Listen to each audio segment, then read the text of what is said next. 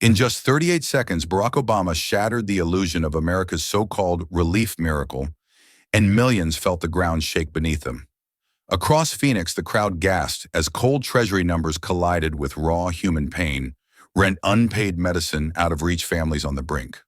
But when Donald Trump erupted live on air, red-faced and furious, the nation faced a haunting choice in a storm of rage and lies. Who dares to stand with the truth? In the next few seconds, you will witness the truth that they never wanted the public to know. In just 38 seconds, Barack Obama had torn open the calm of American television, exposing numbers that cut deeper than speeches, and the Phoenix Convention Center became the arena where truth and noise would collide. The lights burned, hot cameras panned across a restless crowd of students, workers, retirees, faces drawn tight with anticipation, each one carrying the fatigue of a nation that had heard too many slogans and too few answers.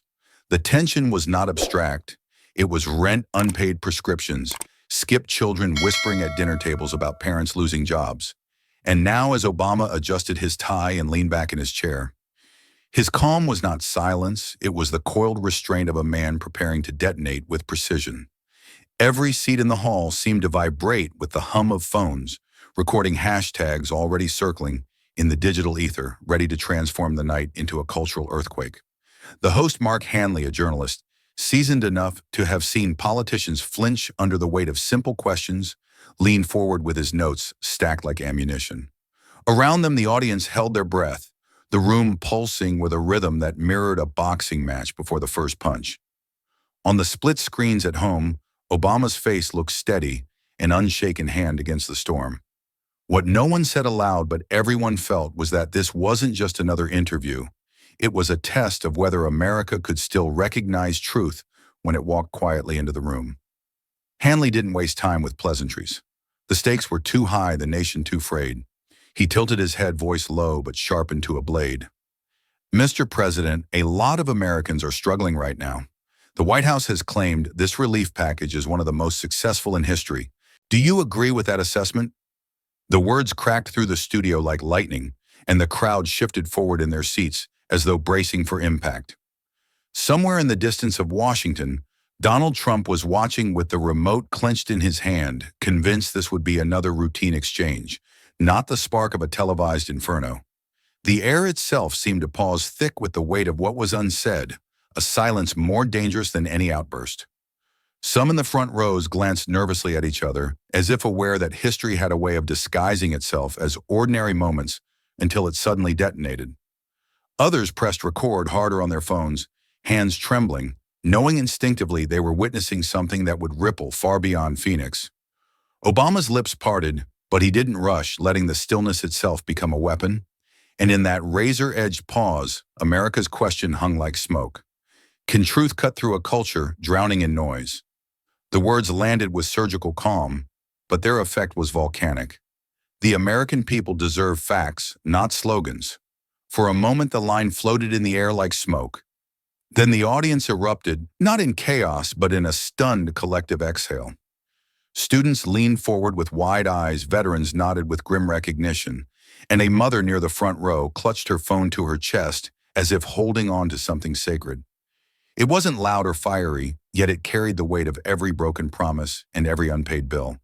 The cameras zoomed closer, catching faces in the crowd, some in disbelief, some in tears, others whispering furiously as though afraid to break the spell.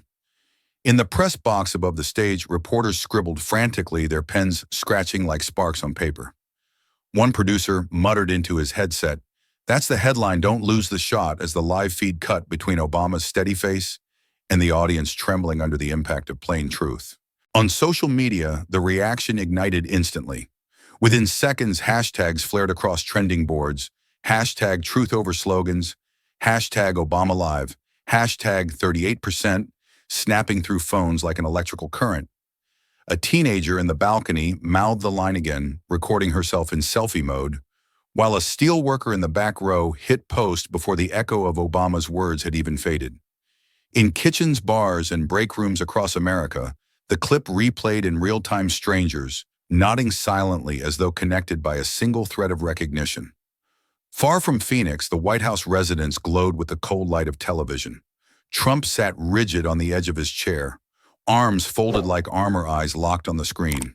He had expected banter deflection, maybe a clever dodge, but not this calm incision that bled credibility without raising a fist. His lips tightened, the remote clutched like a weapon he couldn't fire. Advisors nearby exchanged wary glances. The silence in the room was thick with the knowledge that one measured line had already shifted the night's balance. Back on stage, Obama reached calmly into his jacket pocket. The rustle of fabric echoed like thunder in the tense hall. When his hand emerged holding a folded sheet of paper, the audience gasped in unison. Phones lifted higher, their red recording lights blinking like a constellation across the darkened rows. The host, Mark Hanley, blinked hard, caught between the instinct of a journalist and the gravity of the moment unfolding. The paper trembled slightly in Obama's grip, not from nerves, but from the sheer intensity of the stage lights magnifying every detail. Reporters in the press box leaned forward, cameras clicked, and in control rooms across the networks, producers barked orders. Stay tight on the paper. Do not cut away. The document had not even been opened yet. Its presence alone carried the weight of a detonator. The audience shifted restlessly, some whispering prayers, others gripping the hands of strangers beside them. They didn't know what was written, but they knew it mattered that the next words would not just answer a question, but cut to the marrow of whether leadership still meant accountability. In the White House, Trump's jaw clenched tighter. He leaned forward, squinting at the paper, as if he could will the numbers to vanish. His silence spoke volumes, and for the first time that night, his stillness mirrored the very tactic he despised. Around him, aides held their breath, too afraid to speak, knowing that whatever was about to be revealed could not be shouted away. In Phoenix, the silence built again, heavier, now more electric. The paper lay on the table between Obama and the host like a loaded weapon. Every camera, every phone, every beating heart in the hall waited for its trigger. And hanging above it all, unspoken yet undeniable, was the question sweeping from Phoenix to every living room in America. What's on that paper, and is the nation ready to face it? The paper lay on the table like a live charge, its edges catching the stage lights as though daring anyone to look away. The audience shifted restlessly, whispers, breaking out, phones raised high to capture every twitch of Obama's hand. Nervous glances darted from row to row, the kind of glances people share when they sense history is about to split in two. And then, with a calmness that felt almost surgical, Obama unfolded the sheet and let the silence hold for one more beat before speaking. His voice was low, unhurried, but each word landed like a hammer. According to the Treasury Department, as of last week, only 38% of relief funds reached working families and small businesses. The number hung in the air, heavy, undeniable, crushing in its simplicity. Gas ripped through the front rows, a young woman covering her mouth, an older man shaking his head in disbelief. Tears welled in the eyes of a mother clutching her child on her lap, her body shaking as if the words themselves were confirmation of everything she already knew. The reaction was instant, viral energy crackling through the room and out into the world beyond. Hashtags bloomed like wildfires on Twitter. Hashtag relief, truth, hashtag 38%. Hashtag Obama Live, each one spreading the revelation across screens faster than any broadcast could. Students texted their friends, factory workers replayed clips in break rooms, and families stopped mid-dinner as alerts flashed across phones. For the people living paycheck to paycheck, the number wasn't just data, it was betrayal given a voice. Far away inside the White House, Trump's fury detonated like a grenade. He slammed the remote on the table, sending it skittering across the carpet, and barked into the empty room. He's lying. He's lying right there on TV. His face flushed crimson, his hands shaking as Diet Coke spilled onto the rug. Advisors outside the door froze, their ears tuned to the eruption they had been dreading all evening. What had begun as a television appearance was mutating into a political earthquake. Back in Phoenix, Obama said nothing more. He folded the paper neatly, slid it aside, and rested his hands calmly in his lap. The crowd, still buzzing from the revelation, leaned forward as if begging him to continue to drive the blade deeper, but he did not. The silence he left in place carried more force than 100 speeches, the stillness amplifying the sting of the truth already delivered. Hanley shifted uneasily in his seat, his instincts as a journalist screaming to press harder, yet he too felt the gravity of restraint. The room quivered with unresolved tension, like a symphony cut short before its final note. Every camera angle, every trembling live stream captured not just the words but the absence of them. The heavy quiet of a man refusing to shout when the truth had already spoken for him. Across America, people leaned into their screens, hearing not just the statistic, but the weight of silence wrapped around it. And in that silence, one question thundered louder than any outburst could have. Is silence sometimes the loudest form of confrontation? The hall had not yet recovered from the sting of 38% when Obama leaned forward, his hands deliberate, and spread the Treasury paper flat on the table. The camera zoomed closer, catching the reflection of stage lights against the stark black print, as if the ink itself carried the weight of judgment. He adjusted his glasses with a slow precision, the kind of movement that told everyone watching this was no accident. This was preparation meeting its moment. For a heartbeat, the crowd seemed to forget how to breathe the paper. Before them transformed into something larger than politics.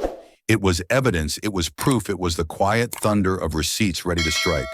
Across America, life paused as the broadcast carried through kitchens, truck stops, factory floors, and nursing homes. A single mother in Detroit froze mid-fold with a shirt in her hands, her eyes locked to the screen. A mechanic in Tulsa let his coffee go cold, fingers tightening around the mug as though gripping for stability. In a cramped apartment in Phoenix, a veteran leaned closer to the television, his lips whispering the number like a prayer he didn't want to believe. Rent, prescriptions, groceries, this was survival, and now survival had been quantified in unforgiving ink. Obama tapped the paper lightly with his index finger, the sound a faint echo beneath the blinding silence of the hall. Section 4. Line 19, he said, his voice low, steady, almost clinical, like a professor laying out a lesson no one could afford to ignore. The audience stiffened, some scribbling in notebooks, others holding their phones higher to capture every syllable. Word for word, he read the line aloud, the monotone precision turning data into a dagger. As of April 14th, disbursement to qualifying families and small businesses is recorded at 38% of allocated relief. The hall erupted not in noise, but in visceral reaction. Gasps, choked sobs, heads shaking in disbelief rippled through the audience like a shockwave. The host Hanley blinked rapidly, visibly thrown off balance, his stack of prepared questions suddenly weightless compared to the ink that lay on the table. Producers in the control room barked into headsets, telling cameramen to stay tight on Obama's hands on the paper, on the evidence that had just shifted the narrative of the night. In living rooms and diners across the nation, the moment swallowed people whole. A grandmother in Flagstaff whispered to her husband, he just read it straight from them. A waitress on her break in Nashville held her phone close to her chest, tears streaking down her cheeks as the words played on loop. The collective realization spread like fire. This wasn't spin. This wasn't interpretation. This was the government's own handwriting turned against its mask. And through it all, Obama did not raise his voice, did not pound the table, did not gloat. He simply laid the report down like a final card in a game, already decided, his calmness more dangerous than any roar. The silence that followed was not empty. It was suffocating, as though the air itself bowed to the authority of undeniable truth. Hanley swallowed hard, his voice caught in his throat, knowing every attempt to pivot would collapse under the weight of what had just been read. The image of that single page burned into America's collective memory, etched as deeply as the number itself. For the first time in years, people were not asking who shouted loudest, but who had receipts to back their words. Can one document redefine how a nation sees power inside the White House? The air cracked with panic. Advisors crowded into the residence, their voices a tangle of whispers and stammered suggestions, each one knowing they were standing too close to the fuse of a live wire. Trump's face glowed red against the television's glare. His jaw clenched so tight the veins at his temple bulged. He slammed a fist on the armrest and barked, "Get me on air now." Phones lit up like emergency flares as aides scrambled to patch him through to a conservative network. In the control booth, producers didn't dare stall. They knew what an order in that tone meant. Within minutes, the screen split on the left. Barack Obama sat steady in Phoenix, his hands folded loosely on the table, calm as a surgeon before the first incision.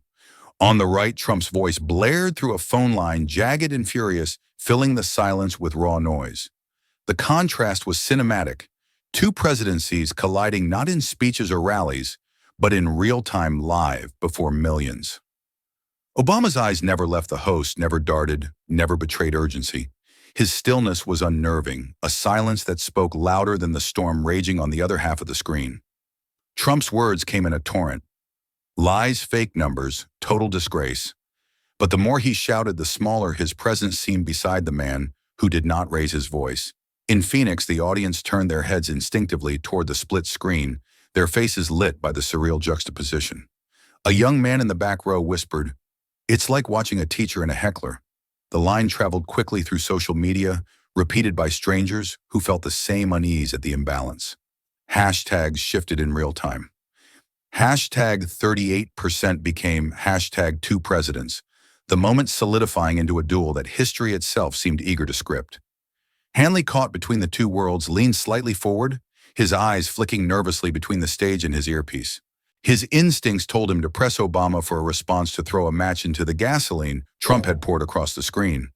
But Obama only blinked, his calm composure magnified by the chaos flooding from the speaker. That silence, measured patient, was not retreat. It was strategy. Trump's voice rose higher, cracking with rage. "This is fake. If it's from Treasury, then it's wrong, totally wrong."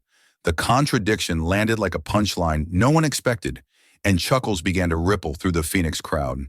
A woman in the third row covered her mouth, torn between disbelief and laughter, while a veteran crossed his arms and shook his head slowly.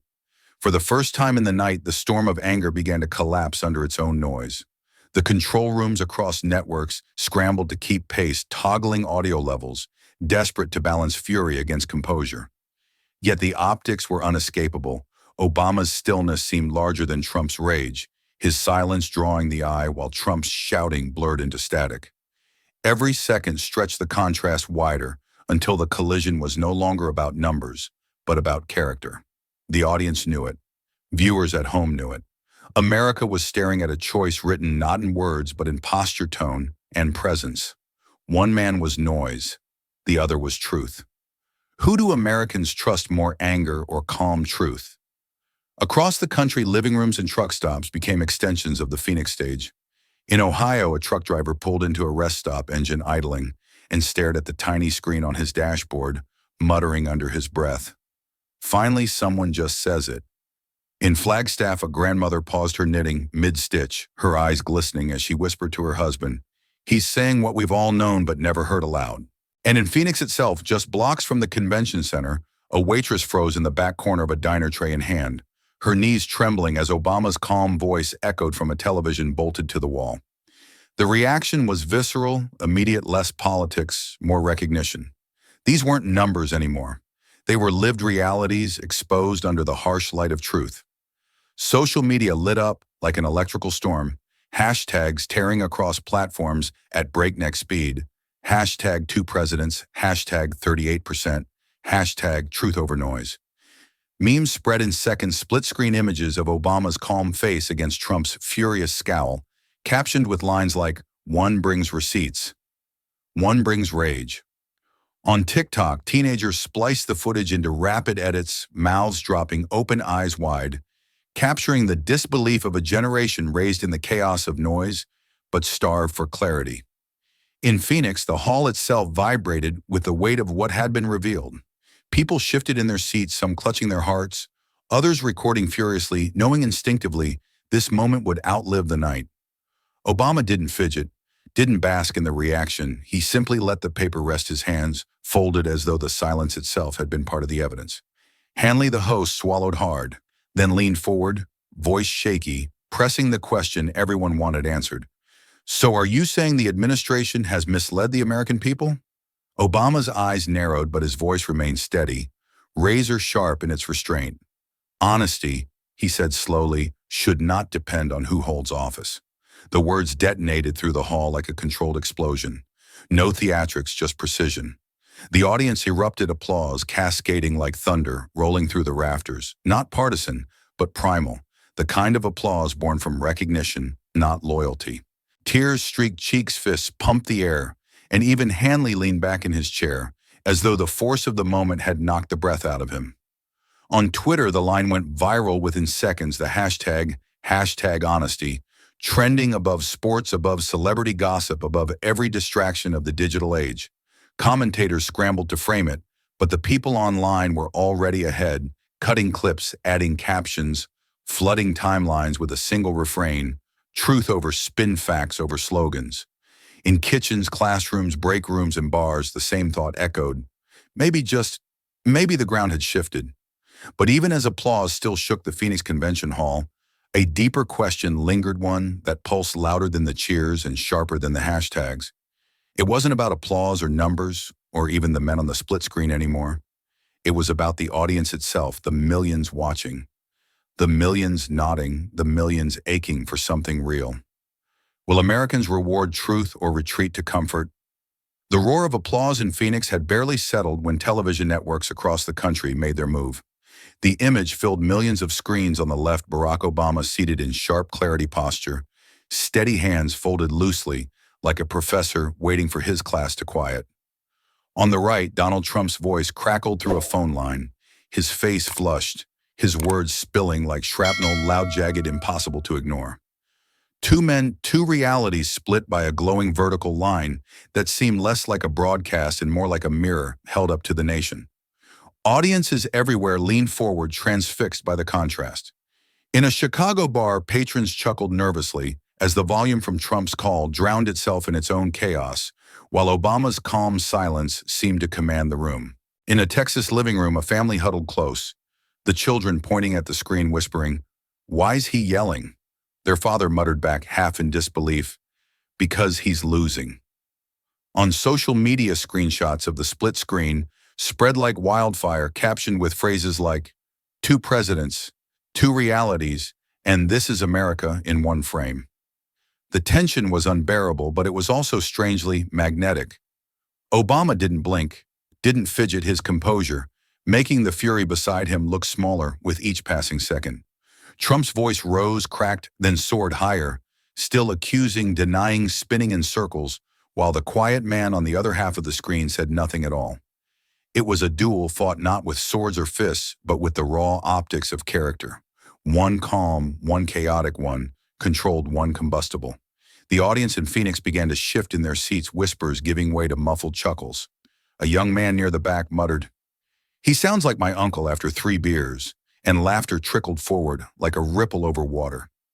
Even those who wanted to stay stone-faced couldn't help but grin at the absurdity of the contrast, the President of the United States unraveling on live television, not against attacks but against silence. Hanley, caught in the middle, glanced at Obama as if to ask, "Will you respond?" Obama simply shook his head once, faintly, a gesture as powerful as a speech, and that restraint lit the fuse. Trump pushed harder, his accusations veering into wild denial. "These numbers are fake, totally fake. If Treasury says this, they're wrong." The words meant to defend only deepened the canyon opening before him. The crowd in Phoenix broke into laughter, not cruel, but incredulous, the kind of laughter born from the collapse of tension too heavy to bear. Phones shot up higher, capturing the split screen for posterity, while Twitter feeds flooded with side-by-side memes that would live long past the night itself. In homes, diners, factories, and classrooms, the scene replayed like a parable without needing narration. It wasn't the words that mattered anymore. It was the image itself, the raw symbolism of two men embodying two visions of leadership in one frozen frame. On one side, steady, calm, quiet truth. On the other, frantic rage, noise that devoured itself. And as the laughter from Phoenix echoed across the nation, a single question began to crystallize in the minds of millions, heavy as stone, yet sharp as glass. Can one image change history more than 1,000 speeches? The split screen glared across America like a wound, two men locked in a duel of presence and noise. Trump's voice thundered through the phone line, jagged and frantic. But on the other side, Obama sat unmoved, his silence drawing the eye with a gravity that no volume could compete with. The longer he refused to respond, the sharper the tension became, each pause stretching thin like glass about to shatter. The cameras lingered, magnifying the stillness of his hands, the patience in his eyes, until silence itself became the blade. In living rooms, people leaned closer to their televisions, waiting for the rebuttal that never came. The absence of words became unbearable and then electrifying, an audience realizing in real time that restraint could cut deeper than rage.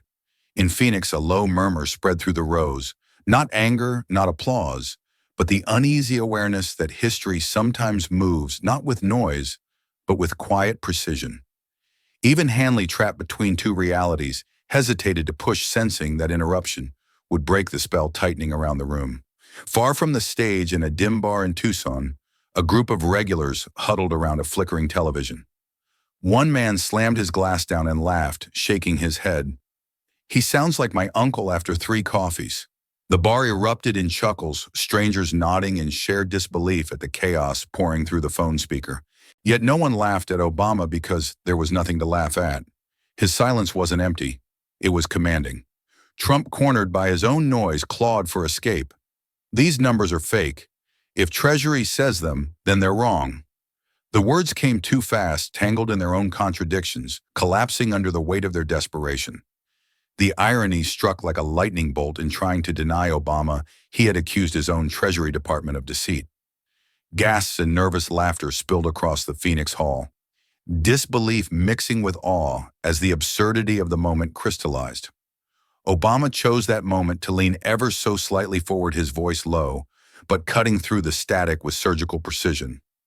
"These numbers aren't mine," he said, his eyes steady on the camera. "They're the government's own." The line landed like an anvil, simple, undeniable, a strike that needed no volume to destroy the argument unraveling beside him. The hall erupted into applause, not just in support, but in recognition that the truth had spoken and spoken plainly. The silence that followed was louder than Trump's shouting, heavier than the applause. A silence that demanded the nation reflect on what it had just seen. In homes across the country, viewers sat stunned, realizing that a president had just discredited his own administration live on television. Social media feeds detonated memes, clips, captions, flooding timelines, each one echoing the same stunned refrain: power had just turned on itself. And as the applause in Phoenix thundered and Trump's voice shrieked in futility, the question reverberated through a nation holding its breath. What happens when power discredits itself on live TV? The split screen didn't just stay on television, it detonated across every phone in America. Within minutes, TikTok was flooded with clips of Obama sitting calm and unshaken, caption, "Cooler than cool." Side by side, Trump's red-faced shouting came with a different label. "Shouting won't change facts." The edits multiplied, looped reactions, slowed down eye rolls. Even soundtracks added beneath the silence that made Obama look like the star of a thriller, while Trump raged like a background noise no one could mute. Twitter became a battlefield of disbelief and delight. Journalists tweeted the hashtag 38% stat. Activists pushed hashtag truth over noise. And ordinary people added their own disbelief in hashtags like hashtag 2presidents. Memes spun out faster than news anchors could read them. Obama calm under pressure became a reaction image for students before exams, while Trump's furious outburst was pasted into clips of toddlers throwing tantrums. On Instagram, split-screen screenshots spread like wildfire, turning into a cultural emblem overnight. Two faces, two worlds, one nation forced to stare at itself in a single frozen frame. In Phoenix, the energy inside the convention center reached a boiling point. Every vibration of Trump's voice over the speakers only highlighted the absurdity of his unraveling, while every second of Obama's restraint fed the audience's sense that they were watching something historic. The crowd's emotions were mixed: laughter at the contradictions, anger at the deception, relief that someone had said aloud what they had long suspected. The sinuous rhythm of tension and release kept them on edge, waiting for the next collision. Upstairs in the control room, producers realized they had struck gold. Ratings ticked upward in real time, every feed cutting tighter and tighter to the split-screen image, knowing it would live long past this broadcast. One producer whispered into a headset, "This is the clip of the week, maybe the year." The frantic energy wasn't just in Phoenix. It pulsed through newsrooms, social feeds, and living rooms across America. The nation wasn't just watching, it was participating, remixing, and amplifying the clash in real time. And then it happened, the eruption. Trump's voice thundered through the line, but in Phoenix, the audience rose to their feet, applause cascading into a wall of sound that drowned him out entirely. The roar shook the rafters, a physical rejection of the noise, as though the people themselves had chosen which voice deserved to carry forward. Obama didn't move, didn't smile, didn't need to. His silence was now weaponized by the very people who had come to witness him. Across America, viewers sat stunned, some with tears in their eyes, others laughing out loud, still others shaking their heads in disbelief at the rawness of it all. On every platform, the same moment played on repeat, calm composure, eclipsing fury, truth, outlasting noise.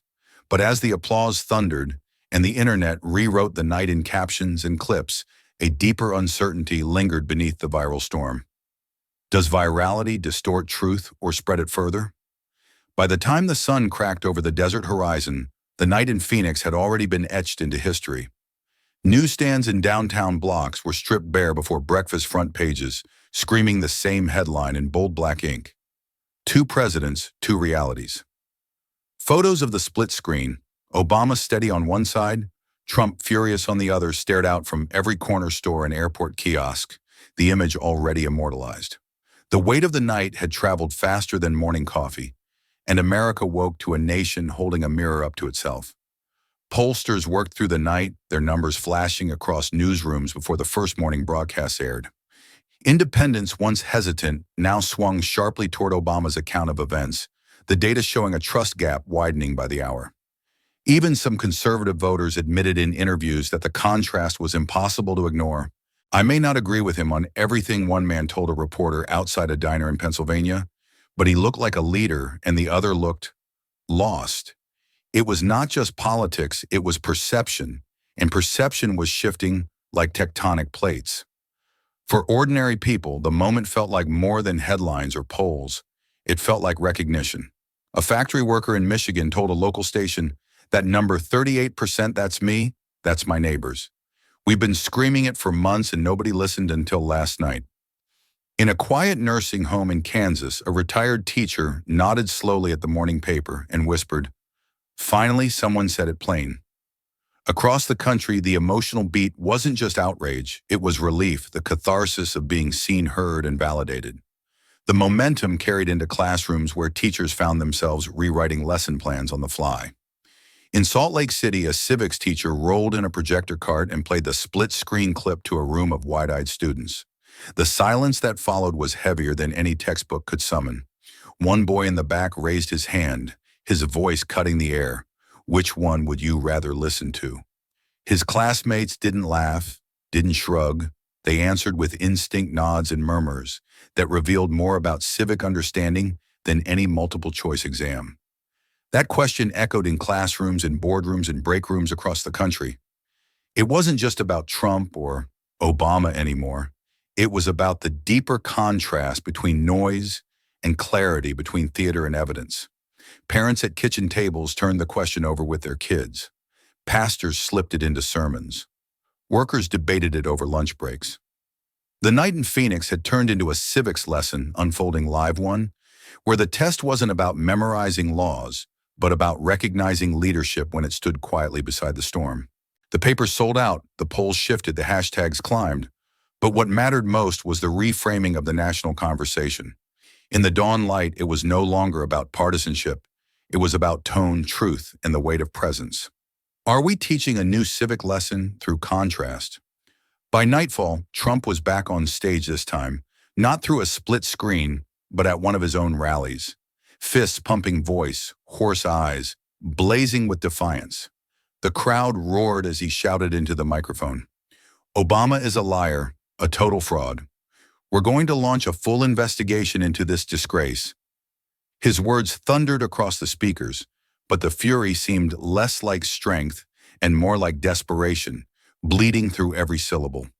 The energy that once electrified his rallies now carried an undercurrent of paranoia, a spiraling tone that even his most loyal aides struggled to disguise.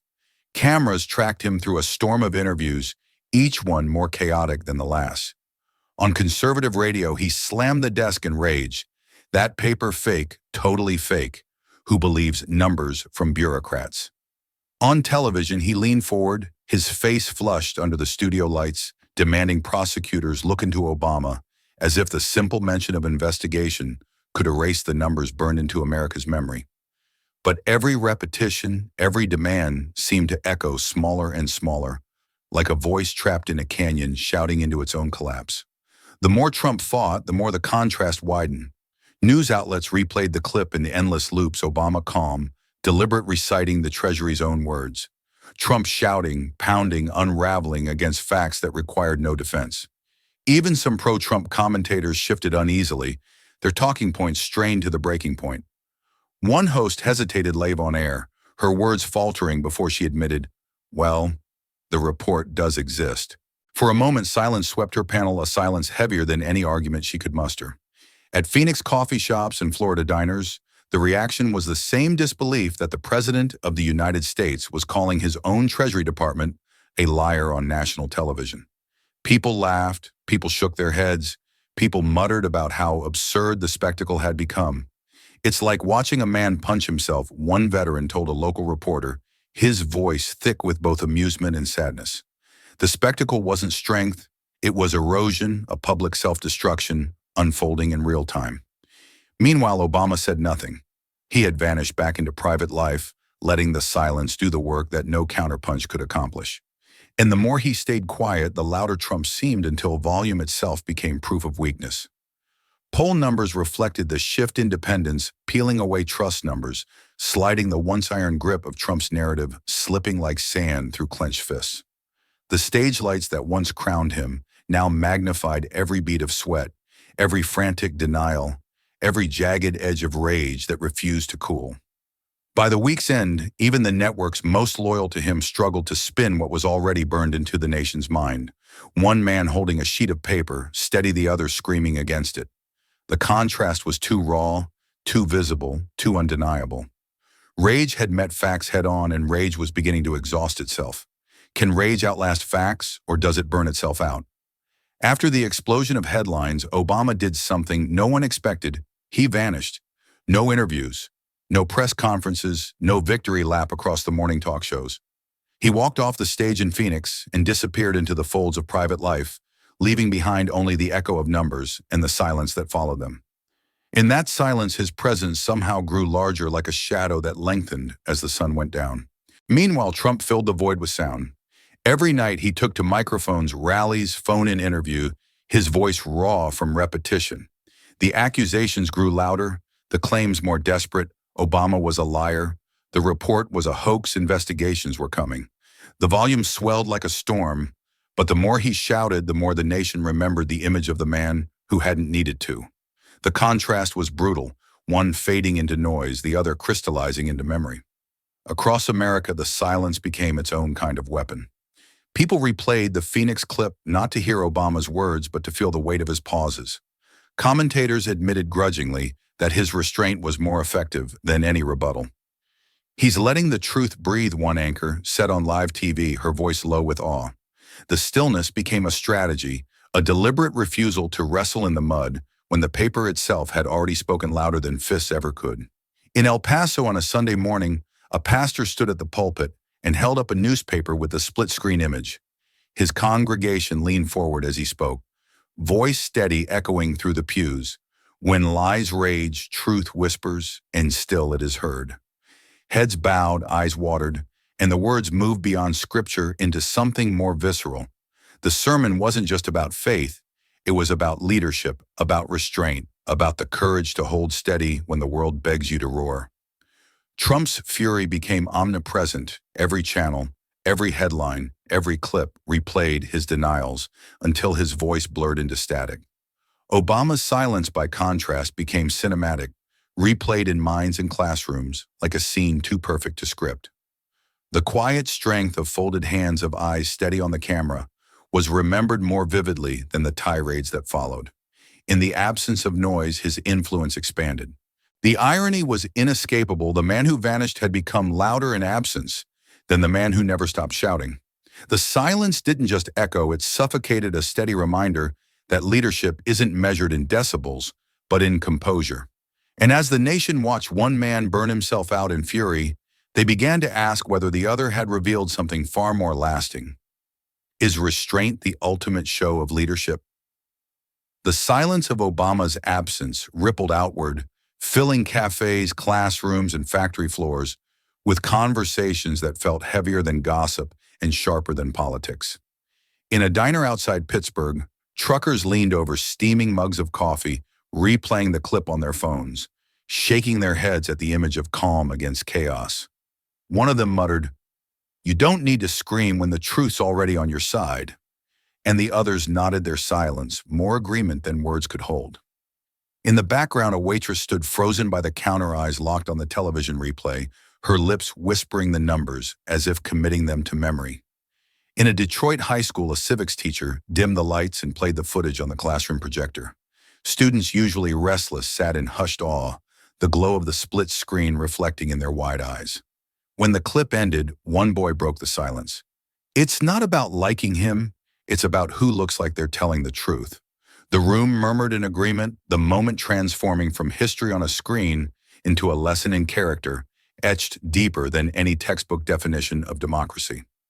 On the factory floor of a steel plant in Ohio, workers clustered around a dusty break room TV, the volume turned up over the clatter of machines.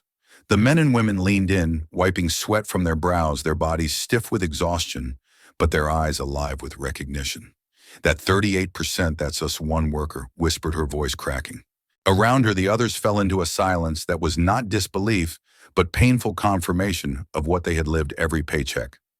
Talk radio lit up with voices that carried the same ache, the same fire, the same disbelief. Callers flooded the lines, some angry, some relieved, but all carrying a raw honesty that matched the clip they had watched. Then in a quiet studio in Phoenix, a single mother's voice came over the airwaves, trembling but firm. For once, she said, her words breaking through static and silence, "I felt seen." That sentence cracked across the country with more force than a headline replayed on morning shows, quoted in newspapers, clipped and shared until it became its own refrain. People repeated it in grocery store lines, in church pews, on factory shifts, because it wasn't just her voice, it was theirs. For a fleeting moment, America's anger and exhaustion converged into something rare: recognition, the feeling that democracy wasn't some distant performance, but a mirror reflecting their own struggles. The debate spread like wildfire, not in Washington, but in the spaces where real life lived. Cafes buzzed with arguments, classrooms hummed with questions, families at dinner tables leaned over plates gone cold. The night in Phoenix wasn't just a broadcast anymore. It was a catalyst, a spark that lit fires in places long starved of oxygen. And as voices rose across the nation, a question lingered like smoke after an explosion: haunting but undeniable. Can one night change how people feel about democracy? By midweek, the numbers told a story louder than any headline. Poll after poll showed trust in Trump's economic message collapsing, independents breaking away in double digits, even some of his own base quietly wavering. The disbelief that had rippled through the nation hardened into something sharper: anger that the truth had been buried beneath slogans for so long. The betrayal wasn't abstract anymore. It was measurable, visible, undeniable. Journalists seized on the shift, their coverage turning from cautious commentary to open declaration. Major outlets splashed the phrase across screens and front pages: the Phoenix Reckoning. It wasn't just about Obama dismantling a claim, it was about the revelation that millions had been misled in plain sight. News anchors leaned into the phrase with a gravity usually reserved for wars or crises, their voices reverberating through kitchens and break rooms with the weight of history in motion. But beneath the headlines, something deeper stirred. In diners, barbershops, and bus stations, people didn't argue about left or right, they argued about truth itself. For once, the hunger wasn't for better slogans or sharper insults. It was for evidence, for clarity, for the raw honesty that had been missing from public life. The split screen had become a symbol, not of two men, but of two Americas, one drowning in noise, the other starved for something real. As analysts debated and politicians scrambled, the realization spread that this was no longer a contest between Obama and Trump. It had mutated into something larger, something untamable, a referendum on honesty itself. The hunger for truth had become the story, its echo louder than applause, deeper than rage. And in that echo, the question that would haunt the nation emerged, cutting sharper than any polar headline. What if truth itself becomes the political underdog? The split-screen image refused to fade. It leapt from television replays to phone screens, then onto posters, stapled to telephone poles, and stickers slapped across subway walls. In college towns, it appeared on dorm room doors, the caption scrawled beneath clarity versus chaos. Memes evolved into something more permanent. The frozen frame of Obama calm and Trump raging turned into a cultural emblem that belonged less to politics and more to the people. Young activists carried the image into marches and rallies holding cardboard signs with the two faces side by side. To them, it wasn't just about party lines, it was about posture presence, the stark difference between leadership and noise. One organizer in Atlanta told a reporter, "That frame says more than an hour of speeches ever could her voice trembling with the conviction of someone who had found a symbol worth fighting behind." The image traveled faster than ideology, becoming a shorthand for the hunger for honesty. In art districts from Los Angeles to Brooklyn, muralists took to the walls. Spray paint stretched the split screen across brick and concrete. Obama painted in hues of cool blues and grays, Trump in furious reds and jagged lines. Pedestrians stopped, snapped photos, and posted them with hashtags that carried the moment further. Hashtag truth in silence. Hashtag two presidents. Hashtag Phoenix frame. What began as a broadcast clip now beat like a drum through culture, a reminder etched in color and scale. Commentators reached for history to make sense of the phenomenon. Pundits on nightly panels compared the image to the Nixon-Kennedy debates when television first revealed the power of optics to shape perception. Others likened it to the fall of the Berlin Wall, less about words, more about what the eye could not deny. The symbolism was too sharp, too unforgettable to be dismissed as fleeting. This was not a soundbite. It was a portrait of contrast, an icon born in real time. And yet beneath the surge of admiration, there lingered the gnawing uncertainty of a digital age. Was this truly a turning point, a moment where truth eclipsed noise? Or would it dissolve into the endless churn of memes lost in tomorrow's outrage cycle? People debated the question with the same intensity as they shared the image, torn between hope that history had pivoted and fear that it was only entertainment dressed as destiny. The split screen had become more than a broadcast, more than a meme. It had become a mirror reflecting not only two men, but the choices of a nation staring back at itself. The power of the moment was undeniable, but the question remained sharp and unresolved, hanging in the silence like a verdict not yet delivered. Will this be remembered as a turning point or just another viral cycle? In Washington, the aftermath of Phoenix hit like a tremor, rippling through the marble corridors of power. Advisors shuffled from one late-night meeting to another, eyes hollow from lack of sleep, voices hushed but urgent. The split-screen image had burned itself into the nation's memory, and every strategist in the Capitol knew it. No spin, no counterpunch, no talking point could erase it. The question was no longer how to defend the president. It was how to contain the damage before it spread like wildfire through every district and committee. Inside the West Wing, panic hung heavy in the air. Trump's senior aides argued in circles, some urging a pivot, others begging for silence, none daring to admit the truth aloud.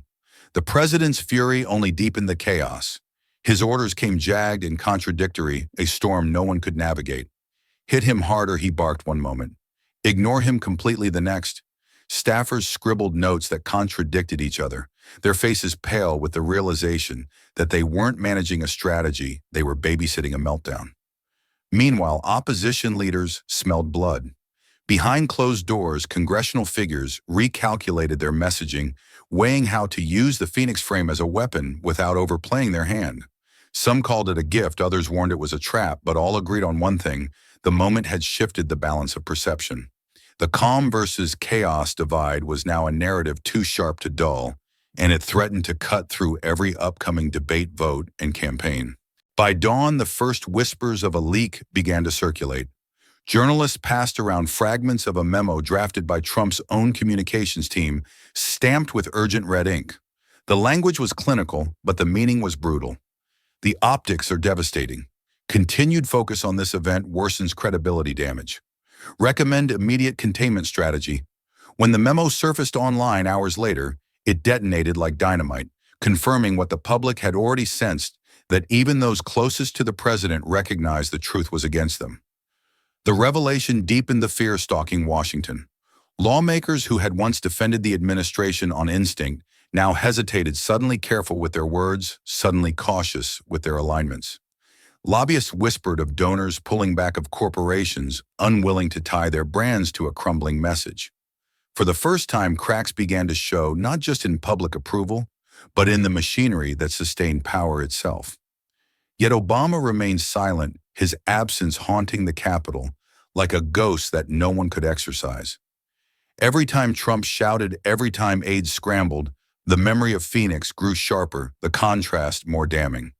The panic wasn't only about losing a news cycle, it was about losing control of the narrative, of realizing that truth once spoken plainly could not be unsaid. And as Washington churned in fear, one question rose above the noise, sharper than any headline, heavier than any poll. Can institutions survive when truth undermines power? While Washington drowned in panic, the rest of America carried the moment into their homes. Dinner tables, usually filled with the chatter of school days or grocery lists, now became arenas of debate, reflection, and quiet recognition. The split-screen image flickered again on televisions. In living rooms, and families leaned closer, plates forgotten, eyes caught between the calm and the chaos. It wasn't abstract anymore. It was personal, threaded into the fabric of survival. In Tulsa, a retired mechanic sat with his grandchildren, replaying the clip on a small laptop perched at the center of the table. He shook his head slowly, his rough hands resting on the wood before whispering. It felt like Sunday school, simple, steady, like someone teaching us the truth we should have already known. His granddaughter looked up at him wide-eyed, sensing that this was bigger than politics, that it touched something almost sacred. Across the table, his daughter nodded, silent tears running down her face, the number 38% echoing in her mind like a drumbeat. In Phoenix, a single mom turned down the stove's burner and sat cross-legged with her son in front of the television. She held him close, her voice trembling, as she said, "Finally, someone said the numbers out loud." Her boy didn't fully understand, but he watched her face as she spoke, memorizing the mixture of exhaustion and relief. For her, the truth wasn't a statistic. It was her overdue rent, her empty fridge, her endless nights juggling two jobs. And in that broadcast, she felt less invisible, less erased. Across the country, these conversations multiplied like echoes in a canyon. In Chicago, families debated over takeout boxes, fathers and mothers trading glances heavy with the recognition that their struggles had finally been named. In small towns, grandparents pulled out newspapers and pointed to the image, telling their grandchildren, "This is what honesty looks like."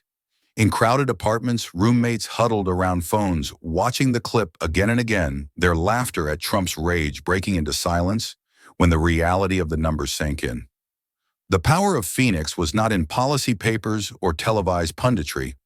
It was in the way ordinary people recognized themselves in the gap between words and facts, in the way the truth cut through every layer of noise. It wasn't about who won the argument, it was about who spoke to their lives, who respected their pain enough to name it. The line between politics and survival blurred until there was no line at all, only the raw weight of honesty. By week's end, it wasn't strategists or analysts holding the narrative. It was families recounting the moment in their own words, their own accents, their own grief. For once, the truth didn't belong to politicians. It belonged to the people who carried it into kitchens, onto porches, and into the whispered prayers of tired nights. What does honesty mean when it's tied to survival? The Phoenix clash didn't stay confined to news cycles. It seeped into culture like ink spilled across canvas. Stand-up comics seized on it within days, their punchlines weaving around the split-screen image. Trump's voice pitched to absurd extremes, while Obama's silence became the pause that made audiences howl. Laughter rolled through packed clubs, not just as entertainment, but as a kind of release, a way for the public to exhale the tension that had built from weeks of denial and spin. Behind every laugh, though, lingered the sharp edge of recognition. Jokes only sting when they're rooted in truth. Late-night hosts replayed the clip night after night, their monologues cutting between Obama's calm and Trump's rage with editing designed to heighten the absurdity. The audience clapped and cheered, the laughter almost cathartic, yet when the punchlines faded, the image remained seared in memory. TikTok creators took it further, looping Trump's shouts over circus music, pairing Obama's stillness with captions like, "When you studied for the test, and he didn't." Millions scrolled, laughed, and shared, turning politics into parody, but also into something unshakable. In classrooms, the ripple grew more serious. Students inspired by the contrast organized debates under the banner, Truth versus Noise. Gymnasiums filled with peers listening to young voices dissect the meaning of leadership, asking if facts could still win in a world drowning in volume. Teachers looked on with quiet pride, recognizing that the viral moment had transformed into a civics lesson that textbooks could never replicate. What had begun as a spectacle was mutating into a cultural touchstone, shaping not just laughs, but learning. Even in small towns, murals sprang up on brick walls, Obama painted in shades of calm blue, Trump outlined in chaotic reds. Locals stopped to take photos, some laughing, some shaking their heads, others standing silently as though staring at something bigger than two men. The contrast had become part of America's landscape, its rhythm embedded into comedy sets, Instagram reels, and even school debates. Through the laughter, through the satire, through the art, one thread remained unbroken. The truth stood taller than the noise. The people carried it forward not because a politician told them to, but because it belonged to them, now shared, reshaped, and retold in their own voices. Is truth stronger when it belongs to the people, not politicians? When the storm finally began to settle, Obama did not reappear to claim it. No cameras caught him striding onto stages. No interviews carried his voice across the morning news. He retreated quietly into private life, vanishing from the spotlight, with the same restraint that had defined his silence in Phoenix. And yet in his absence, the moment only grew larger, replayed, remembered, and reinterpreted until it belonged not to him, but to the people who carried it forward. Every night, Trump's voice still roared across rallies and phone interviews, but it was his opponent's silence that lingered in memory.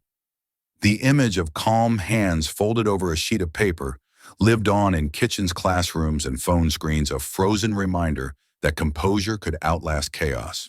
Commentators debated the strategy, wondering if the refusal to gloat was deliberate or instinctive, but the effect was undeniable. The less Obama spoke, the louder his presence seemed. His quiet became an echo chamber, magnifying itself in a way no speech could. In Phoenix, just blocks from where it all happened, a teacher stood before her civics class and dimmed the lights. She replayed the split-screen clip for her students, the silence in the room almost as heavy as the night it first aired. When the screen went black, she turned to the rows of young faces and said softly, "Leadership isn't volume, it's clarity." The words sank deeper than any textbook lesson, sparking murmurs, nods, and the kind of stillness that meant something had taken root. For those students, the moment was no longer about two men. It was about a definition of leadership they could carry into their own lives. Across the country, echoes of that same clarity surfaced in unexpected places. A grandmother in Flagstaff repeated the line to her grandchildren at the dinner table. A mechanic in Tulsa used it as advice to his apprentice, turning wrenches under the hum of fluorescent light. In a small-town church, a pastor borrowed the words for a Sunday sermon, drawing nods from a congregation that had lived through the noise and craved something steadier. Each repetition added weight, transforming a single classroom lesson into a national refrain. Obama's refusal to seize the spotlight had become the lesson itself. He didn't have to remind people of Phoenix. They reminded one another in conversations in art, in the way they questioned what they wanted from those in power. His silence was no longer just a tactic, it had become a symbol proof that leadership could be measured in restraint rather than fury. And in that quiet, the nation found itself asking the question no headline or poll could answer. What kind of leadership do we really want? The silence Obama left behind did not vanish, it multiplied. Across America, his words resurfaced in chants at protests, echoed in the crowded halls of town meetings, and whispered in classrooms where teachers pressed play on the clip yet again. His calm declaration, "The American people deserve facts, not slogans," was no longer just a line from Phoenix. It had become a rallying cry that ordinary citizens carried in their mouths like a borrowed strength. The truth once spoken quietly now belonged to everyone. At rallies in Chicago and Atlanta, signs bobbed above the crowds painted with his words in bold black letters. Students in California organized debates, their flyers stamped with the phrase "truth over noise." In New England town halls, retirees repeated his lines back to local officials, demanding accountability in voices trembling but resolute. Even in factory break rooms, workers replayed the clip during lunch, nodding silently at the reminder that facts could cut through spin if someone had the courage to say them out loud. The movement wasn't uniform and it wasn't partisan. It was something quieter but stronger, a shared language born of recognition. Farmers in Iowa and waitresses in Arizona repeated the same words, not because they agreed on everything, but because they recognized honesty when they heard it. A grandmother teaching her granddaughter how to sew said softly, "He just said it plain. That's all we ever wanted." The granddaughter nodded her small fingers, trembling on the needle, sensing the weight of a truth bigger than stitches. The climax came in the unlikeliest of places, a diner in Phoenix just blocks from the convention center where it had all begun. A waitress balancing plates of food for the morning rush paused as a customer asked why she had Obama's line pinned above the counter. She wiped her hands on her apron, glanced up at the quote taped to the wall and said, "I didn't agree with every word, but I felt respected." The room went still, customers nodding their silence deeper than applause. Respect, simple and unadorned, had become revolutionary. From sermons in El Paso to student councils in Boston, the collective echo grew louder, not because Obama repeated himself, but because ordinary Americans did. They turned his restraint into their refrain, carrying it into the corners of life where politics rarely reached. The Phoenix moment was no longer about two men, it was about a people reclaiming the power to demand honesty even if they didn't agree on everything else. And as the words traveled further, as they were carried in protest chants and classroom debates, one question lingered, heavy and unresolved, stretching beyond applause into the marrow of the nation. Can respect alone rebuild a fractured nation? When the cameras caught him one last time, Obama didn't roar, didn't lecture, didn't ride the wave of applause. He leaned closer to the microphone, his voice, even his eyes steady as though speaking to each household individually. Strong doesn't mean loud. Strong means steady. The words carried no theatrics, no flourish, just the weight of truth delivered with the clarity of a steady hand. For a long moment the hall was silent, not the brittle silence of fear, but the heavy silence of reflection, the kind that presses into the ribs and demands thought. Then slowly the quiet broke, first with scattered claps, then with a rising tide of applause that filled the rafters. It wasn't wild or frenzied. It was measured, deep, almost reverent, a sound that said, people weren't just clapping for a man, they were clapping for what he reminded them was possible. Outside Phoenix, the line reverberated in living rooms, bars and classrooms, settling into the hearts of people who had grown tired of chaos. The contrast lingered, the calm against the storm, the steady against the loud. It was more than a debate, more than a clash of personalities. It was a mirror held up to a nation, searching for itself in the noise. And in that reflection, people found both hope and unease, a question that refused to be ignored. As the applause finally ebbed and the cameras dimmed, the air remained charged with a silence that no meme or headline could erase. It was a silence that belonged to the people, now carried in their questions, in their choices, in their restless longing for something better. And in that silence, the final question rose like a verdict unspoken, left not to Obama or Trump, but to every person watching, listening, deciding. Who do you trust to tell you the truth when it matters most? The lesson from this story is simple yet profound. Real strength is not in how loud we speak, but in how steady we stand when truth is at stake. In a world full of noise, clarity and honesty become rare treasures, and they can change lives more than anger or volume ever could. For those of us who have lived through decades of promises and disappointments, it is a reminder that dignity lies in restraint and courage lies in truth. When faced with noise and chaos in your own life, will you choose to stand steady for what is true? Thank you for watching until this moment and for standing with us on this journey for justice. Your support means everything. Like, subscribe, and turn on notifications so you never miss what's next. And we'd love to hear your thoughts. Leave a comment below and let us know what moved you most in this story. Together, our voices make a difference.